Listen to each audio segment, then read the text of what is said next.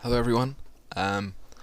Basically what I'm going to be doing is for the closed season, which actually starts in about just under a month. I'm just going to be giving you. I'm just going to be posting these videos on YouTube, just me talking about the club. So the wait for League One football inevitably next year is not going to be as long. What I'm going to talk about first is next season's season ticket prices. They have been reduced, like most areas, buy up to £50, apart from Lower North, which is the only one that hasn't been reduced.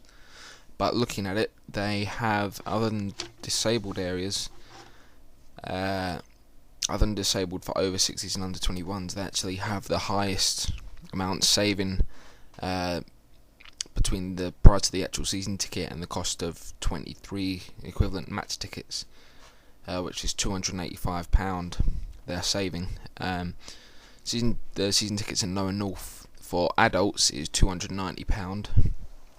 Lower West and Upper West, L, M, N, P and C, D, E, F are £425. They've gone down 50 from 475, and they're saving £150. Upper West, J, K, Q, R and East, A, B, G, H are £400. That's saving of £50 again. And that's a reduction of £50, sorry, and they're saving £106. Upper North and Northwest Quadrant are £290, reduced by £50 again, and they save £101. Lower North, I've already said. The family stand, the Northeast Quadrant, is £240. That's a reduction of £25, and they save £151.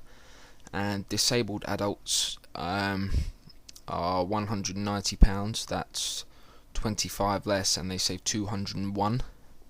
Over 60s and under 21s, the lower and upper west, the middle four blocks, L, M, N, P and C, D, E, F are £300. That's £25 less, and they save £91.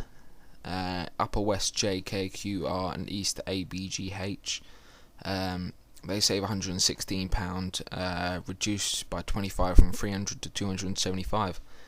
Upper North and Northwest are £200, reduced by 30. They save £191.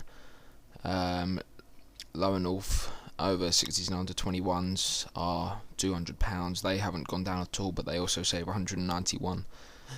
And disabled over 60s and under 21s are £75. That's reduced by 50, and they save £316 over the course of the season. Under 18s, no matter where you sit, it's going to be £75, reduced by 50, and you save £25, a whole 25. How exciting! Under 11s, they save £51, and theirs have been reduced by 50 from £99 to £49. And under 18 and under 11 disabled are also £49, down by 50, and they save £51. Charlton against Coventry, we played away. We could have been relegated if we didn't win and Nottingham Forest got a point. If we lost and Nottingham Forest got a point. I think that's how it worked.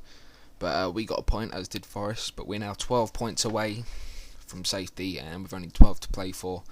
I think it's pretty much safe to say that we're down.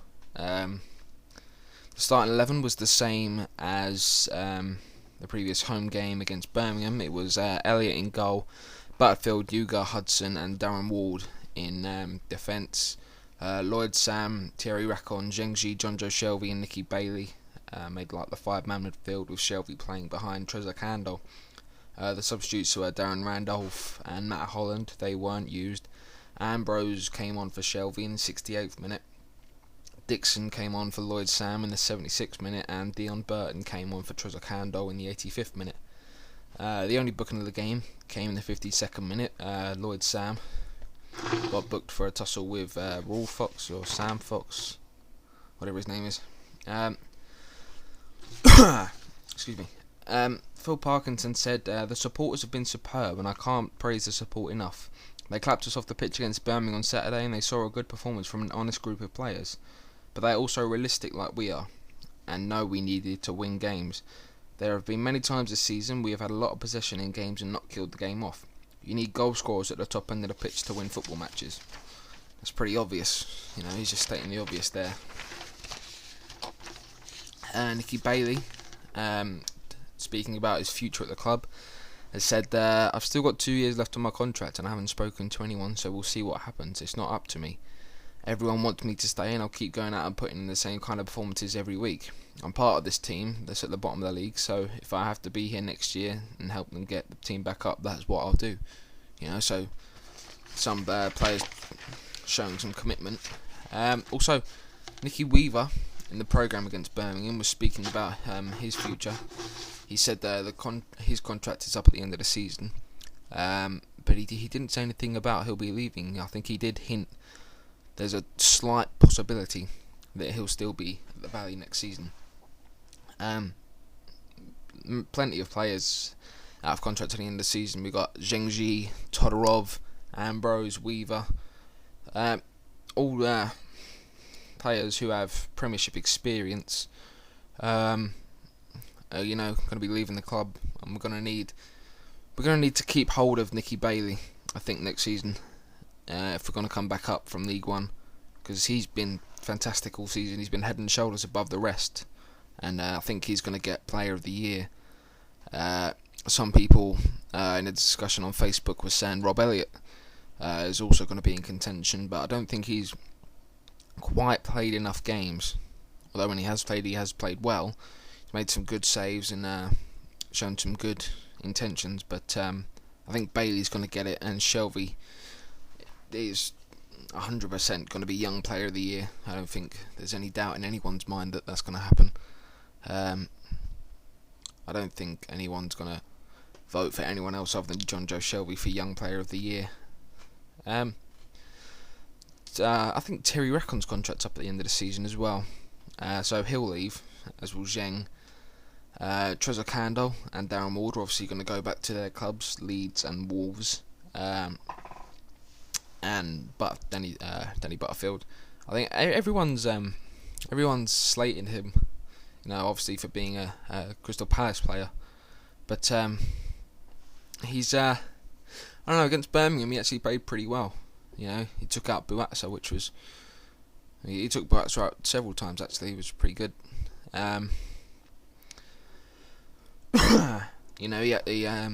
First time he didn't make any traumatising mistakes. I don't think there's anything else I have to talk about. No, there's not. So that's basically what I'm going to be talking about each week. I'm just going to be speaking about what players have been saying and what news there is coming from the club, like transfer-wise, during the close season. The reason I started early is so I could get used to it. So when it does start, when the close season does start, I'll be better at doing this. I do apologise if I sound a bit nervous. That's because I am. It's my first attempt at doing this, but I will get better as time goes on. So hopefully the first one of the close season will be a lot better than this one actually. I haven't had a lot to talk about, and I don't think there will be until July when the players start coming in. But there'll still be stuff coming out of the club. There always is. I'll be talking about when players are getting released and stuff. There's about a minute left. I don't think I'm going to fill that up, so I'm just going to say goodbye now. I hope you have a nice week until Saturday when we're playing Blackpool. I expect there to be a few changes for that game. I expect Tamer Tuna to be in the squad. There was all that hype that he was going to be in there, but he wasn't actually in the squad. He probably wasn't in the squad, but he wasn't in the match day squad of 16. I was actually quite looking forward to seeing him play. I think we have no other choice now than to. I think we should send Kandel and Ward back and Butterfield to get them off the wage bill and give some of the youth team a try. So we'll see who's good enough for next season. Thanks for listening, and I'll see you next week when I'll be doing the same thing. Bye bye.